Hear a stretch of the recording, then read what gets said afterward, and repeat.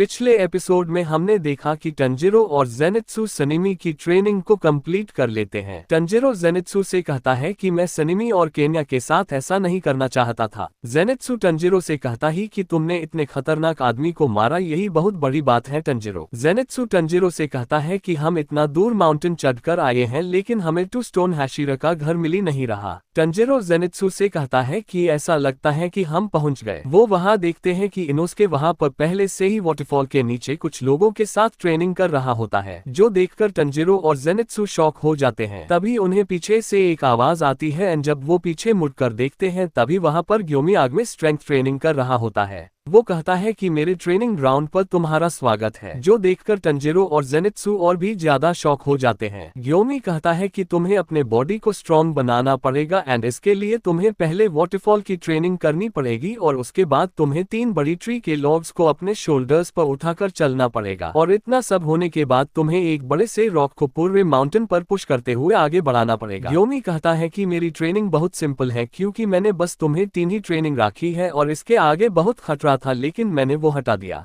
यह सुनकर जेनित्सु बेहोश हो जाता है। देन टंजिरो इसके बारे में ग्योमी को बताता है। ग्योमी उससे जेनित्सु को नदी में फेंकने के लिए कहता है। जेनित्सु उठकर कहता है कि इतने ठंडी में तुम मुझे नदी में फेंक कर क्या मारना चाहते हो। जेनित्सु कहता है कि इतने ठंडी में माउंटेन्स पर भला कोई ट्रेनिंग करता है। तभी उससे एक गर्म पत्थर दिखता है एंड वो जल्दी से जाकर उस पत्थर को चिपक जाता है एंड वो सोचता है कि ऐसा लग रहा है कि मैं मेरे माँ के गोद में हूँ। टंजिरो कहता है कि वाटरफॉल की ट्रेनिंग इतनी हार्ड है लेकिन फिर भी इनोस्के उससे कर रहा है तो मैंने भी इस ट्रेनिंग को करना चाहिए। वाटरफॉल की ट्रेनिंग के बाद इनोस्के सो जाता है एंड टंजिरो उसकी मदद करता है एंड इसके बाद टंजिरो भी वाटरफॉल की ट्रेनिंग करता है। टंजिरो भी अभी वाटरफॉल की ट्रेनिंग को बादे ही अच्छे से कर रहा होता है। उससे बात पर इनोस्के की याद आती है क्योंकि वो भी उसके तरह बहुत मेहनत करना चाहता था डीमंस को हराने के लिए। ट्रेनिंग होने के बाद टंजिरो कहता है कि वाटरफॉल की ट्रेनिंग अकेले ही बड़ी हार्ड थी क्योंकि इस ट्रेनिंग में ऊपर से पानी का प्रेशर भी आ रहा था। तभी दूसरे डीमन स्लेयर्स टंजिरो को बताते हैं कि तुम और तुम्हारे दोस्त ने बड़ा अच्छा काम किया है क्योंकि हम भी इतने जल्दी ट्रेनिंग पूरी नहीं कर पाए थे। वो लोग कहते हैं कि हमने अगर वाटरफॉल की ट्रेनिंग कंप्लीट भी कर ली तो हमें उसके आगे वह ट्री के लॉग्स की ट्रेनिंग को करना पड़ेगा जो कि इससे भी बड़ी हार्ड है।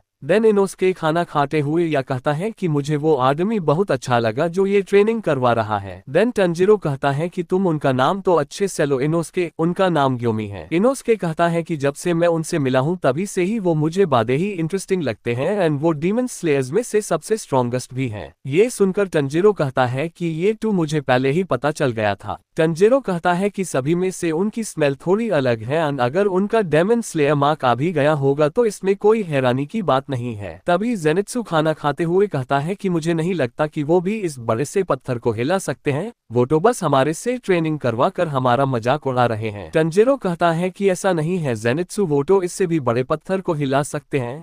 जेनित्सु कहता है कि क्या तुम्हें लगता है कि मैं तुम्हारी बातों पर विश्वास करूंगा? मैं को पता है कि तुम मुझे बस फंसाना चाहते हो। तभी ग्योमी जेनित्सु को कहते हैं कि तुम्हें ऐसा लगता है जेनित्सु कि मैं झूठ बोल रहा हूँ एंड हमें पता चलता है कि ग्योमी इस पत्थर को हिला रहे थे और ये देखकर सभी के सभी शॉक हो जाते हैं। टंजिरो कहता है कि मुझे भी इनके जैसा स्ट्रॉन्ग बनना है। टैब जेनित्सु उससे कहता है कि ये आदमी एक मॉन्स्टर है और तुम उसके जैसा बनना चाहते हो। तुम्हें बता भी है कि तुम कैसे हो और वो कैसा है।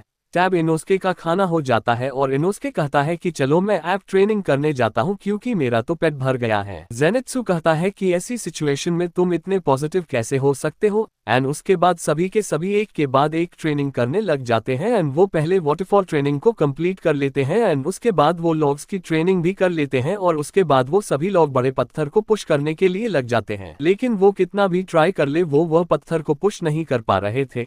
ग्योमी की ट्रेनिंग हार्ड थी लेकिन उसकी ट्रेनिंग कंपलसरी नहीं थी, इसीलिए सभी के सभी वापस जा रहे थे। सभी लोग ट्रेनिंग से परेशान हो चुके थे। सभी लोग ट्रेनिंग को हार्ड कहकर हार मान लेते हैं। वो टंजिरो से कहते हैं कि तुम बड़ा ही अच्छा खाना बनाते हो। तो टंजिरो उन्हें कहता है कि हाँ, मैं एक कोल बर्नर का बेटा हूँ। उसके बाद हमें 6 दिन बाद का सीन दिखाया जाता है लेकिन वह भी टंजिरो से वो बड़ा पत्थर नहीं हिलता तो टंजिरो सो जाता है।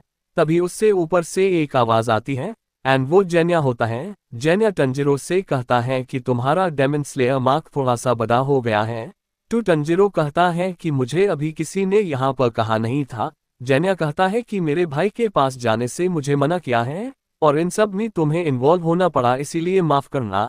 ऐसा लगता है कि यहाँ के लोग तुम्हें रोज देखते हैं, इसी के लिए शायद किसी ने तुम पर ध्यान नहीं दिया होगा। टू टंजिरो कहता है कि हाँ शायद ऐसा हाई होगा। टैब जेन्या कहता है कि तुम यह पत्थर हिला नहीं पा रहे हो क्या? टू टंजिरो कहता है कि क्या तुम्हें पता है कि इसको कैसे हिलाते हैं? टू जेन्या कहता है कि तुम्हें अपना पूरा कंसंट्रेशन एक ही जगह पर करना पड़ेगा एंड इसी के लिए मैं मंत्र बोलता हूँ वैसे ही जैसे मास्टर ग्योमी बोलते हैं। टंजिरो कहता है कि हाँ मुझे पता था कि मास्टर ग्योमी मंत्र बोलते होंगे। तभी उन्हें पीछे से मास्टर ग्योमी चुप चुप कर देख रहे होते हैं और इसी के साथ सीन शिफ्ट हो जाता है निकेमी पर, जो कि अपने आंखों की मदद से सभी हाशिरा को देख रही होती है। इन्फिनिटी कैसल में निकेमी बैठी हुई होती है। वो कहती है कि मैंने एक और आदमी को ढूंढ लिया। वो कहती है कि मुझे अभी 60% से भी ज्यादा डेमन स्लेयर्स के बारे में पता चल गया है कि वो कहाँ है और क्या कर रहे हैं। वो कहती है लेकिन मुझे अभी इस लड़की का पता नहीं मिला है जिसने सन की रोशनी पर जीत पाई है, मतलब नेजुको। हम देखते हैं कि नाकिमे के आगे इन्फिनिटी कैसल में बैठा हुआ होता है मुजान